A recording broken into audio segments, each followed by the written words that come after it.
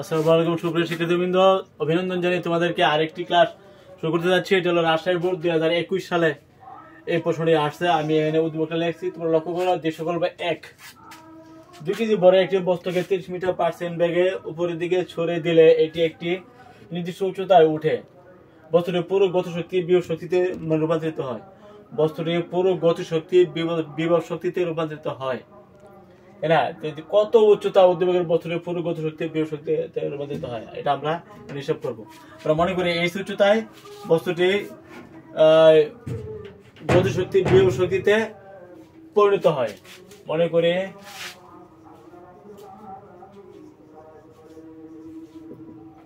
সর্বোচ্চ এই উচ্চতায় বস্তুটির পুরো গতিশক্তি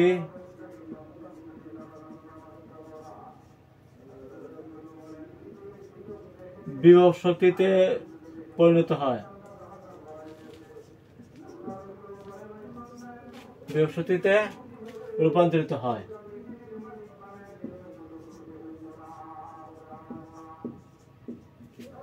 কি বলছে, আমরা মনে করি এই সর্বোচ্চ এই উচ্চতায়, তারা বলছে একটা নির্দিষ্ট উচ্চতায় বস্তুটির গতিশক্তি বিভব শক্তিতে পরিণত হয়। তাহলে আমরা মনে করি এই নির্দিষ্ট উচ্চতায় এইচ, মনে করি সর্বোচ্চ এইচ উচ্চতায় বস্তুটির পুরো গতিশক্তি বিভব শক্তিতে পরিণত হয়। এই যে সর্বোচ্চ এইচ উচ্চতা কত, এটা আমরা হিসাব করবো। তারা বলছে কত উচ্চতা, আমরা মনে করি এইচ উচ্চতায়। এখন আমরা জানি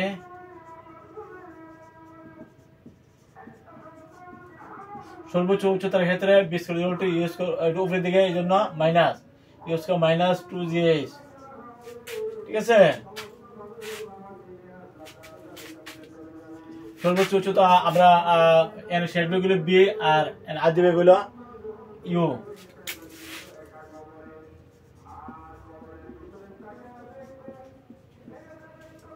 আদি বেগ ইউ সমান 30 মিটার পার সেকেন্ড।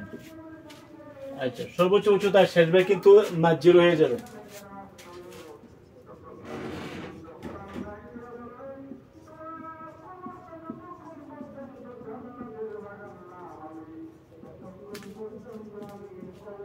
বি সমান 0 মিটার পার সেকেন্ড। সর্বোচ্চ উচ্চতায় শেষ বেগ 0 মিটার পার সেকেন্ড ধরতে হবে। আদি বেগ কিন্তু দেওয়া আছে যে বস্তুটা 30 মিটার পার সেকেন্ড বেগে উপরের দিকে চলছে, সেটা হলো তোমার আদি বেগ, ঠিক আছে। আর এই যে সর্বোচ্চ উচ্চতার শেষ বেগ কিন্তু 0 হয়ে যাবে, কারণ বস্তুটা উপরের দিকে ওঠার পরে, সর্বোচ্চ উচ্চতা ওঠার পরে তার বেগটা 0 বেতন এটা নিচ থেকে নামে, এই জন্য সেই মুহূর্তে শেষ বেগ হবে 0। আর আদি বেগ আমরা বসাবো, আর এখানে হলো 0।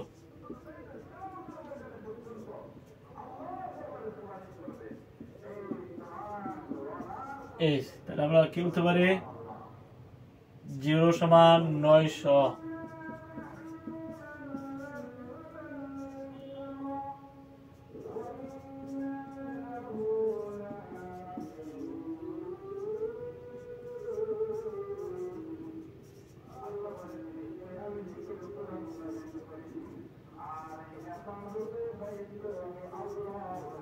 মিটার হয়। আমরা হিসাব করবো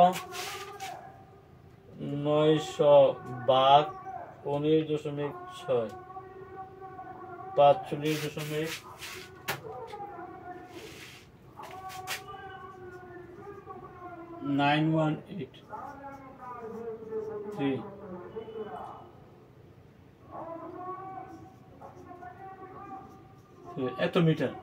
এত মিটার পর্যন্ত বস্তুটা উঠতে পারে।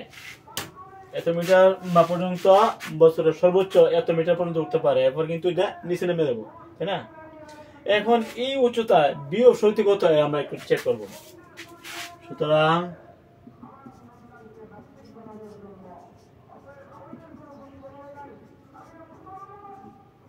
সর্বোচ্চ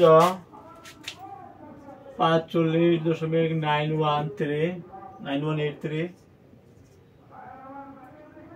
6735 মিটার উচ্চতায় বিভব শক্তি কত হবে? বিভব শক্তি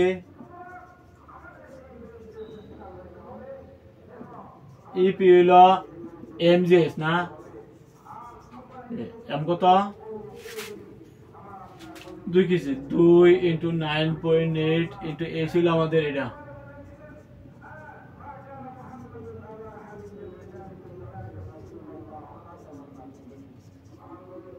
আমরা অনেক হিসাব করবো।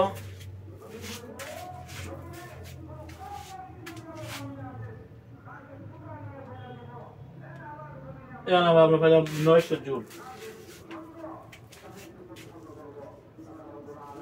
ঠিক আছে, আমরা কোনো একক দিয়ে নাই, যেহেতু এটা শক্তি, এটা একক হবে জুল। ঠিক আছে, আমরা একক ছাড়া এটা করেছি। এখন এই যে তোমাকে বলা হয়েছে যে সর্বোচ্চ কত উচ্চতা উদ্বেগের বস্তুর পুরো গতিশক্তি বিভব শক্তি পরিণত হয়। আমরা কিন্তু সর্বোচ্চ উচ্চতা বিভব শক্তি হিসাব করছি। বিভব শক্তি কত হয়েছে? 900 জুল। এখন বলতে হবে এই গতি শক্তি কত ছিল। বস্তুটা যখন 30 মিটার পার সেকেন্ড বেগে উপরে দিকে নিয়ে পড়ছে, চলে দিয়েছে, তখন এই মুহূর্তে তার গতি শক্তি কত ছিল? তার বলছে পুরো গতি শক্তি বিভব শক্তিতে পরিণত করাইতে। বিভব শক্তি আমরা পাইছি 900 জুল, গতি শক্তি হিসাব করবো, তাহলে আমরা বুঝতে পারবো যে গতি শক্তি পুরো গতি শক্তি বিভব শক্তিতে রূপান্তরিত হয়েছে কি না, নাকি? আমরা হিসাব না করে আমরা বলতে পারবো না।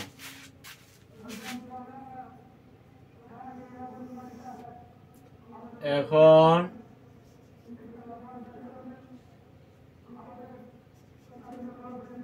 বস্তুটির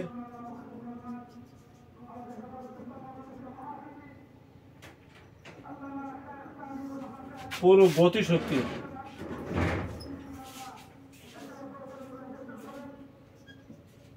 কে সমান half M V square, half M V square. M হইল 2 কেজি আর এলো 30, আমরা একক দেই নাই, তাহলে 900 জুল। ঠিক আছে, 30 মিটার পার সেকেন্ড বেগে যখন বস্তুটা উপরের দিকে ছুড়ে দিয়েছে, তখন ওই মুহূর্তে তার গতিশক্তি ছিল 900 জুল। সর্বোচ্চ উচ্চতা ওঠার পরে তার বিভব শক্তি হয়েছে 900 জুল। তার মানে ঠিকই গতিশক্তিটা বিভব শক্তিতে রূপান্তরিত হয়েছে 900 টু 900, শুধু রূপান্তরিত, তাই না? কথাটা ঠিকই, তাই না? কত উচ্চতা উদ্বেগের বস্তুটি পুরো গতিশক্তি বিভব শক্তিতে পরিণত হয়। আমরা দেখেছি গতিশক্তি পাইছি 900 জুল এবং বিভব শক্তি পাইছি, এই সর্বোচ্চ উচ্চতায় বিভব শক্তি পাইছি আমরা 900 জুল, তাই না? তাহলে বোঝা গেল এই যে গতিশক্তির পুরো গতিশক্তিটা বিভব শক্তিতে মানে রূপান্তরিত হয়েছে, তাই না? তাহলে কত উচ্চতায়? এটা হলো 45.918 এত মিটার উচ্চতায় কিন্তু পুরো গতিশক্তি বিভব শক্তিতে রূপান্তরিত হয়েছে, নাকি? সুতরাং 45.9183673 এত মিটার উচ্চতায় বস্তুটির পুরো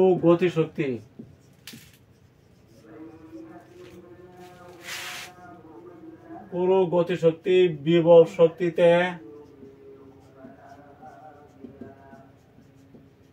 রূপান্তরিত হয়।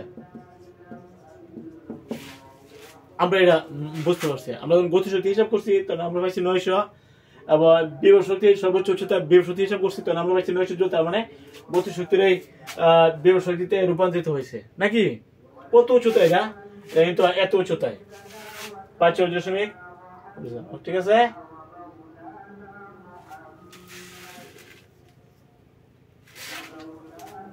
গল্প 2। আশা করি বুঝতে পারছো। এই নিয়মের অঙ্ক আসলে তোমরা এইভাবে করবা।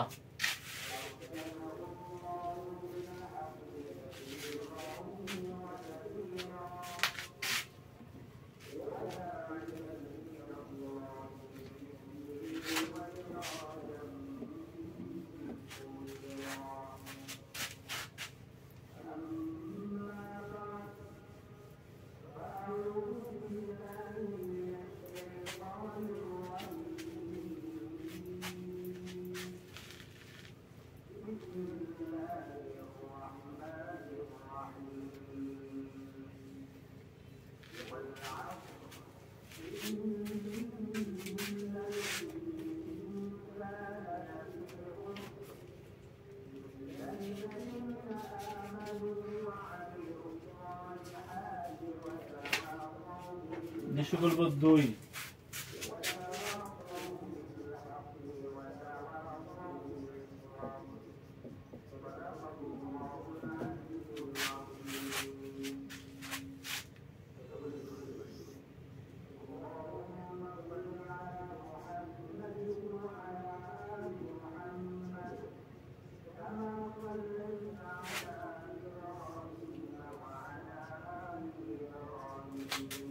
নবায়নযোগ্য শক্তি ফসিল জ্বালানি অনবায়ন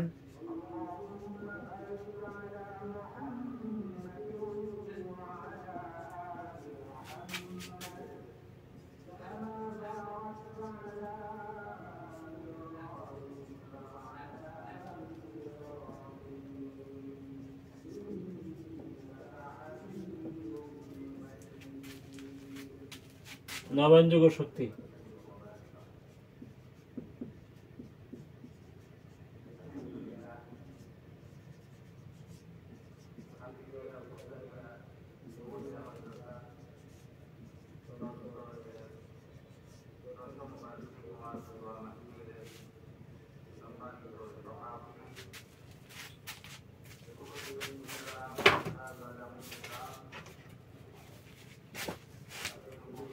প্রশ্ন যে সকল পদ 2 এ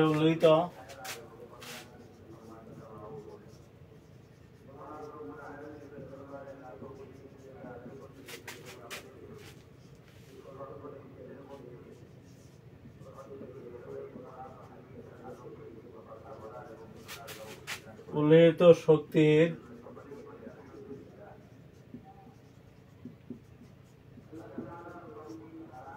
রূপান্তর ব্যাখ্যাপূর্বক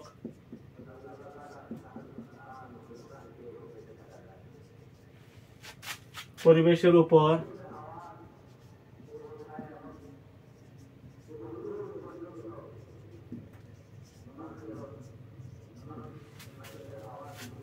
শক্তির বিরূপ প্রভাব সম্পর্কে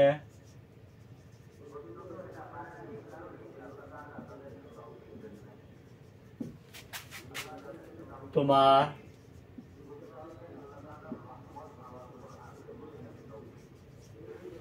মতামত ব্যক্ত করো।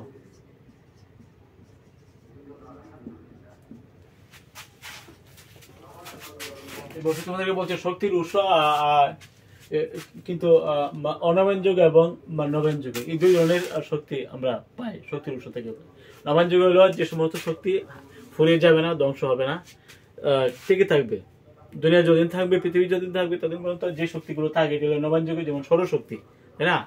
অনবায়নযোগ্য শক্তি হলে ফুরিয়ে যাবে, একদিন শেষ হয়ে যাবে। যেমন নিউক্লিয়ার শক্তি আমরা শুনছি, এই যে ইউরেনিয়াম খনিজ যতদিন থাকবে ততদিন মধ্যে নিউক্লিয়ার শক্তি উৎপাদন হবে, আর ইউরেনিয়াম খনিজ শেষ হয়ে যাবে তখন এই শক্তি শেষ হয়ে যাবে। তার মানে নিউক্লিয়ার শক্তি কিন্তু অনবায়নযোগ্য শক্তি। এরকম যে শক্তিগুলো ফুরিয়ে যাবে, একদিন শেষ হয়ে যাবে, এগুলো হলো অনবায়নযোগ্য। আর যেগুলো ফুরিয়ে যাবে না, পৃথিবী যদি থাকবে সূর্য শক্তি দিলে এরকম যে শক্তিগুলো যেগুলো হারিয়ে যাবে না, যেমন গাছপালা থেকে আমরা বায়োমাস পাই, তাই না, জৈব জ্বালানি থেকে, এই যে শক্তি এটা কিন্তু শেষ হবে না, ফুরিয়ে যাবে না। কারণ বায়োমাস হলো এই গাছপালা থেকে, মূলত গাছপালা থেকে। গাছপালা পৃথিবী যতদিন থাকবে ততদিন মধ্যে থাকবে, তার মানে এটা হলো নবায়নযোগ্য শক্তি, তাই না? অনবায়নযোগ্য শক্তি হলো যেগুলি হারিয়ে যাবে, ফুরিয়ে যাবে, শেষ হয়ে যাবে, ধ্বংস হয়ে যাবে। তাইলে এই যে শক্তি আমরা লক্ষ্য করি, নবায়ন এবং অনবায়নযোগ্য শক্তি, সৌরশক্তি, তারপরে আমাদের অনবায়নযোগ্য শক্তির মধ্যে বিদ্যুৎ শক্তি, তাপ শক্তি, কয়লা শক্তি, এই যে শক্তিগুলো আমরা অতিরিক্ত ব্যবহার করি জনসংখ্যা বৃদ্ধির ফলে পরিবেশের উপর মারাত্মক প্রভাব আছে। এই কথা কিন্তু বলছি, পরিবেশে এই শক্তিগুলো ব্যবহার কারণে এটা হোক নবায়ন হোক অনবায়ন, এগুলো অতিরিক্ত ব্যবহার ফলে কলকারখানার দূষিত বর্জ্য পদার্থ এবং যে বায়ুমণ্ডলের যে carbon dioxide, carbon monoxide, sulphur dioxide, sulphur trioxide, এগুলি বায়ুমণ্ডলের যে গ্রিন হাউস এফেক্ট দিন দিন বাড়িয়ে দিচ্ছে। মানে এই গ্রিন হাউস এফেক্টের কারণে বায়ুমণ্ডলের তাপমাত্রা এদের সাথে সরতে পারে না, তখন তাপমাত্রা দিন দিন বৃদ্ধি পাচ্ছে। এই বৃদ্ধি পাওয়ার কারণে পরিবেশের উপর প্রভাব বিরূপ প্রভাব ফেলছে, যে এটা দিন দিন একটা এই পৃথিবী ধ্বংসের দিকে চলে যাচ্ছে। আজ থেকে 20-30 বছর ও 50 বছর 100 বছর পরে বর্তমান এই পৃথিবী আর 100 বছর পরে পৃথিবী এক হবে না, এটা অনেক পরিবর্তন হয়ে যাবে। কারণ গ্রিন হাউস এফেক্ট। আমরা যে বিদ্যুৎ উৎপাদন করি পাওয়ার প্ল্যান্টে, পানি যে বান দিয়া, সে পানি কিন্তু প্লাবন সৃষ্টি করতে পারে, বন্যা সৃষ্টি করতে পারে, অনেক ফসল হতে হচ্ছে, পরিবেশে মারাত্মক ক্ষতি করছে, অন্যদিকে খরা সৃষ্টি করতেছে, তাই না? এই একদিকে গ্রিন হাউস এফেক্ট, অন্যদিকে বিদ্যুতের নিউক্লিয়ার যে বিক্রিয়া আমরা ঘটাই বিদ্যুৎ শক্তির জন্য, নিউক্লিয়ার বিক্রিয়া কিন্তু পরিবেশের মারাত্মক প্রভাব, বিরূপ প্রভাব পড়ে। এভাবে হোক মানে সৌরশক্তি কে আমরা যে সৌর প্যানেল আমরা ব্যবহার করে থাকি, এগুলি সৌরশক্তিটাকে আমরা শক্তি রূপান্তর করে থাকি। যাই হোক, অতিরিক্ত মানুষ, অতিরিক্ত ব্যবহার, অতিরিক্ত কলকারখানার ধোঁয়া এবং অতিরিক্ত যানবাহন সবকিছু মিলে এই যে শক্তিগুলো রূপান্তর আমরা করছি ঠিকই, কিন্তু আমাদের পরিবেশের উপর বিরূপ প্রভাব সৃষ্টি হচ্ছে। দিন দিন পরিবেশ নষ্ট হচ্ছে, গ্রিন হাউস এফেক্ট সৃষ্টি হচ্ছে, তাই না? সবচেয়ে মূল কারণ গ্রিন হাউস এফেক্ট।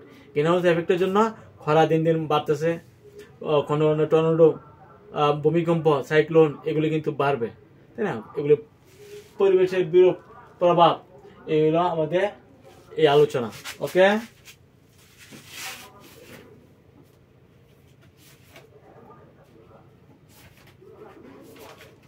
পরের প্রশ্ন, দৃশ্য গল্প,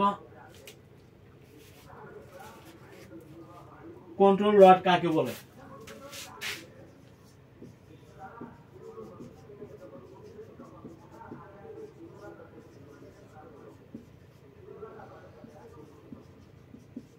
যেমন এই যে ইউরেনিয়াম 235-92, এর মধ্যে নিউট্রন কণিকা দ্বারা আঘাত করা হয়, তখন কি হয়?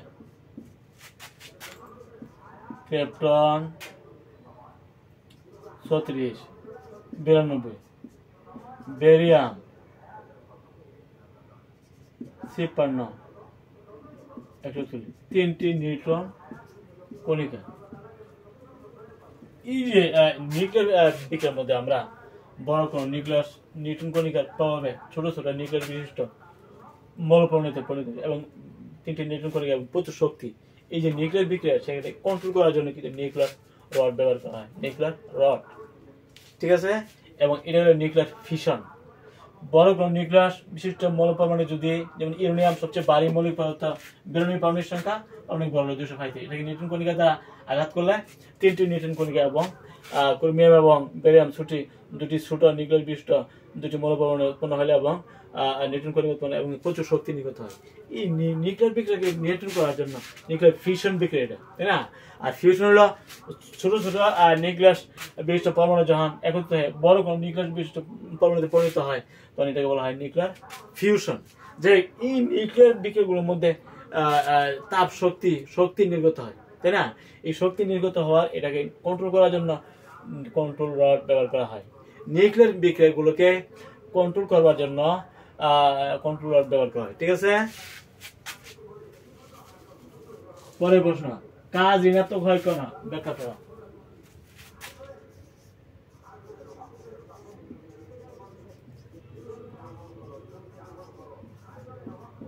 হয় কেন? ব্যাখ্যা করো। কোন বস্তু বল প্রয়োগের ফলে বলের দিকে যদি বস্তু স্মরণ ঘটে, তখন এই যে কাজ, এটা হলো ধনাত্মক কাজ। এখন বল প্রয়োগের ফলে যদি বস্তু স্মরণ যদি উল্টা দিকে ঘটে, মানে বিপরীত দিকে ঘটে, তখন এই কাজটা হলো ঋণাত্মক কাজ, তাই না?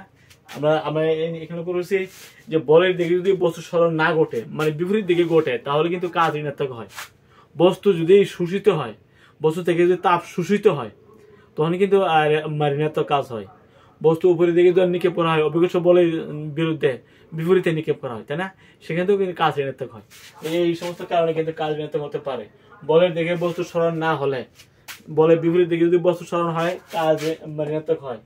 বস্তু থেকে তাপ শোষিত হলে, শক্তি শোষিত হলে কাজ ঋণাত্মক হয়ে যায়।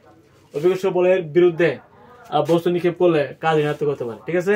এ হলো আমাদের কাজের ব্যাখ্যা। আগামী ক্লাস আমাদের জন্য এখানে শেষ করছি। সবাই ভালো থাকো, আলহামদুলিল্লাহ।